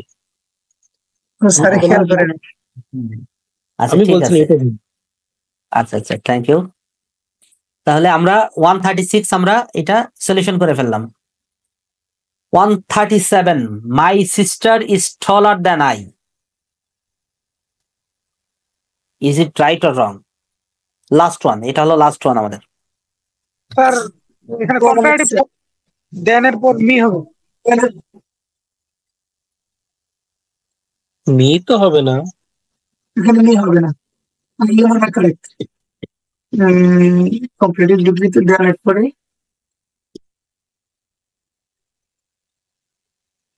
জুনিয়র টু মি হবে। মাই sister is taller than I, দেখেন আমরা এখানে প্রবলেমটা হয় এখানে মি বসবে নাকি আই বসবে এটা নিয়ে। My sister is taller than me নাকি my sister is taller than I? তাই কারেক্ট, আই তো আই কারেক্ট মনে হচ্ছে স্যার। স্যার আইটা কারেক্ট মনে হচ্ছে স্যার। এখন এখানে বিষয়টা হলো যে আপনি দেন এর পরে আপনি সাবজেক্টিভ ফর্ম বসাবেন, অবজেক্টিভ ফর্ম বসাবেন না, তাই তো? সাবজেক্টিভ ফর্ম বসালে আপনি কি বসাবেন? আই। আই। তার মানে মাই sister is taller than I, এটা কারেক্ট। এখন আমার এখানে একটা প্রশ্ন আছে, আমি কিন্তু এইটুকু শেখানোর জন্য আমি এই প্রশ্নটা দিই নাই। আমি এখান থেকে আপনাকে একটা প্রশ্ন ছেড়ে দিব, কেন দেনের পরে কি আই বসে, দেনের পর কি মি বসে না? মানে দেনের পরে কি অবজেক্টিভ বসে না? স্যার দেনের পরে মি অবজেক্টিভ বসবে, কিন্তু আপনি যখন এটাকে যখন পজিটিভই করবেন তখন তো মি তো আপনি প্রথমে নিয়ে এসে দেখা যাচ্ছে কি এ তো প্যাসিভ ভয়েস না যে আপনি মির জায়গায় আই বসাবেন।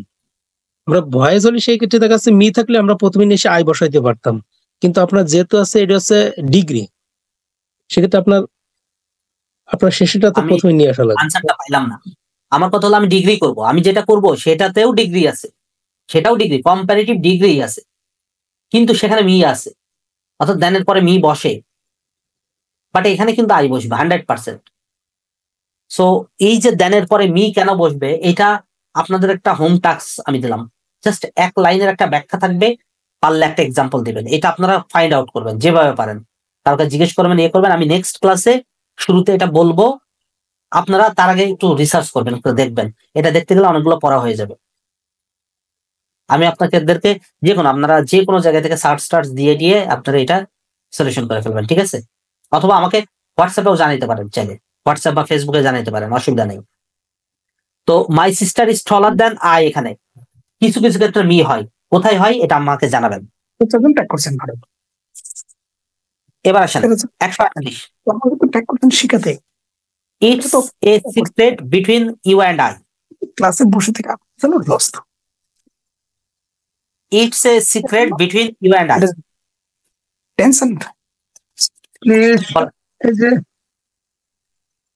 ভাই সাউন্ড করেন না please. It's a secret between you and I. Is it right or wrong? ও আপনি বিটুইনটা কি বলেন তো? প্রিপজিশন দুইজনের মাঝে বসে স্যার।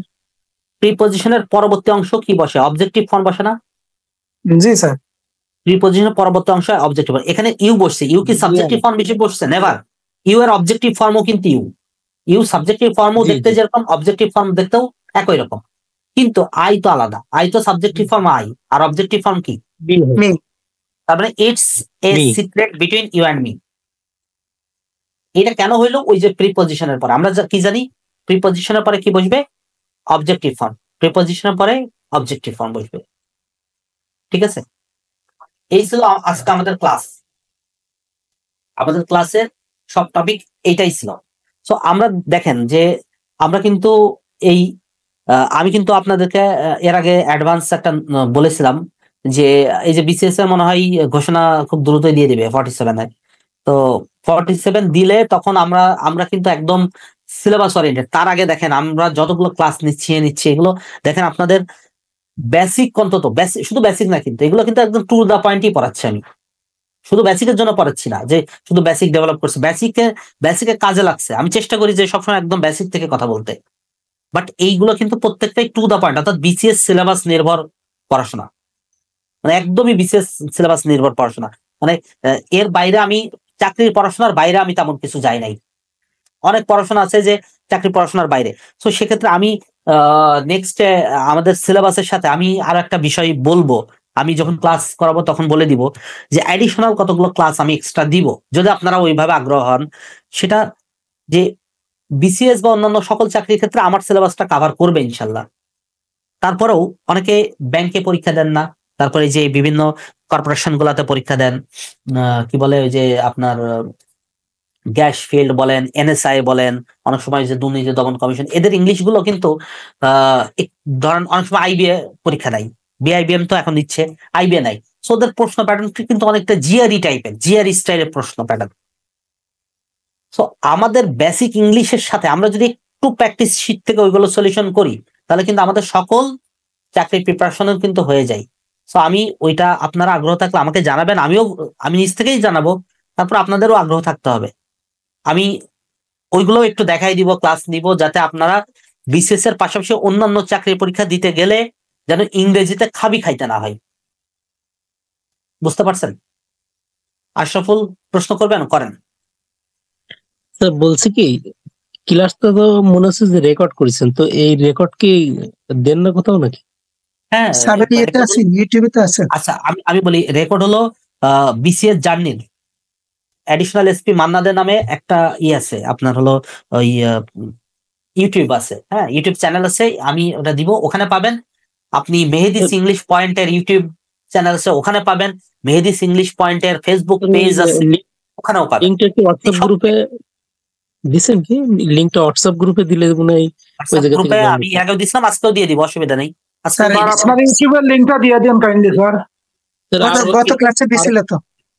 আর একটা জিনিস কি স্যার, আমি তো এক্সাম দেওয়ার জন্যই মানে মূলত ভর্তি হয়, এখন এক্সাম যে কখন কিভাবে হচ্ছে আমি বুঝতে পারতেছি না। এটা কি হোয়াটসঅ্যাপে যে লিংকটা দিচ্ছে এইটাই শুধু এক্সাম, না অন্য কোনো সাইট আছে আপনাদের? না, অন্য সাইট আছে তো, অবশ্যই আপনি ওখানে জিজ্ঞেস করেন। আপনাকে একটা, আপনি ওখানে ওই আছে, ইমরান আছে, আচ্ছা আপনি আমার গ্রুপে, প্রিলির গ্রুপে একটা মেসেজ দিয়েন, ঠিক আছে? আমি তখনই সাথে সাথে আপনাকে নক করাবো, ও আপনার সাথে যোগাযোগ করে করে দিবে। কি আমার তো জিমেইল দিয়ে আপনাদের সাথে করা আছে, এখন জিমেইলে নতুন একটা দেশে যে আপনার পাসওয়ার্ড গুলো চেঞ্জ করা হয়েছে, আমি লিংকের ভিতরে ঢুকে তো ওই পাসওয়ার্ড দিলে আর আমার জিমেইলটা দিলে লগ ইন হচ্ছে না, বলতেছে যে ইনকারেক্ট। আচ্ছা ঠিক আছে, আমি এটা না দেখে আসলে বলতে পারছি না। স্যার আমি এই ক্ষেত্রে একটু বলি স্যার, আমি এই সমস্যাটা পড়ছিলাম, পরক্ষণে মান্নাদের স্যারের সাথে সাথে যোগাযোগ করছে, ওই জিমেইলটা, মোবাইল নাম্বারটা পাঠাইছি, স্যার কি জানি করলো, ঠিক হয়ে গেছে স্যার। আচ্ছা তাহলে স্যারের সাথে একটু যোগাযোগ করলে আরেকটা হয়। কাজ করতে পারেন, ইমরানকে করতে পারেন, আবার মান্নাদের স্যার আছেন, উনি তো একটু ব্যস্ত থাকেন, তারপরে উনি খুবই আন্তরিক, ওনাকে আপনি একটু নক করবেন, দেখবেন যে আমি কি হোয়াটসঅ্যাপে এসএমএস দিলে হবে? হ্যাঁ হোয়াটসঅ্যাপে, উনি খুবই আন্তরিক, উনি করবে, হোয়াটসঅ্যাপে কথা বললেই হবে, সাথে সাথে উনি কিন্তু খুব সাথে নক করেন, তারপরে উনি খুব ব্যস্ত মানুষ, ঠিক আছে? তারপরেও এই জন্য বললাম যে ব্যাকআপ হিসেবে ইমরান আছে, ওকে করবেন, বা আমাদের যে কাউকে জানাবেন, অসুবিধা, যে কোনো প্রবলেম আপনি জানান, আপনার সর্বোচ্চ হেল্প করার চেষ্টা করব। শুধু আপনি জানাবেন যে কোনো বিষয়, এবং এখানে দেখেন আমাদের কিন্তু যে কোনো বিষয়ে কথা বলার জন্য উন্মুক্ত।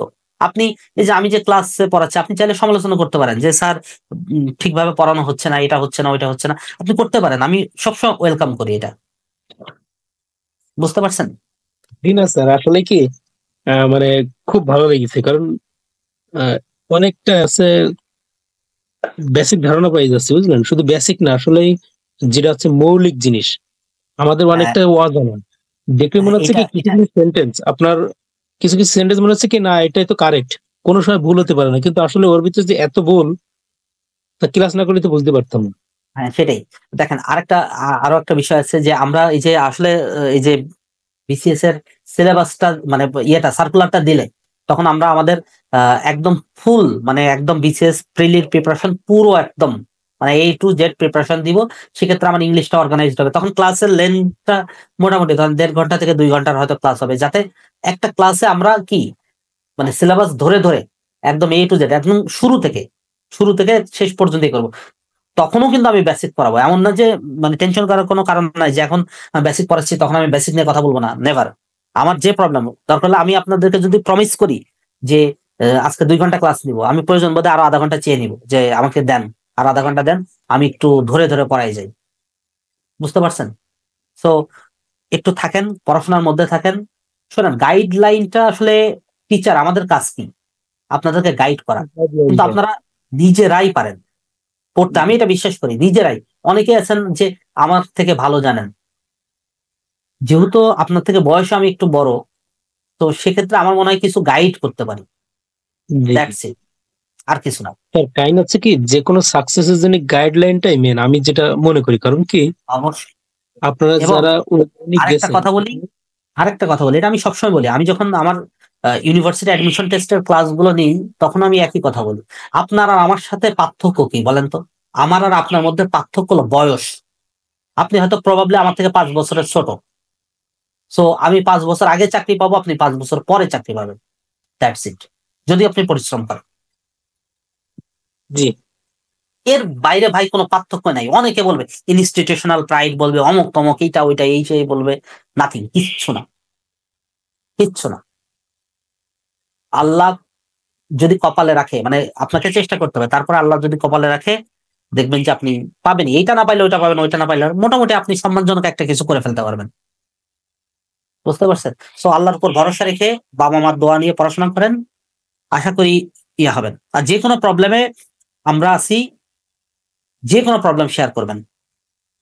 জি স্যার, আসলে সত্যি কথা যেটা, আমি এক্সাম দেওয়ার জন্য মূলত আগ্রহী হয়ে আপনাদের সাথে কানেক্টেড ছিলাম। তো তারপরে দেখি এক্সাম গুলোই শুধু হোয়াটসঅ্যাপে 2-1টা লিঙ্ক পাইছি, সেই এক্সাম গুলোই দিছি, তাছাড়া আর দিতে পারেনি।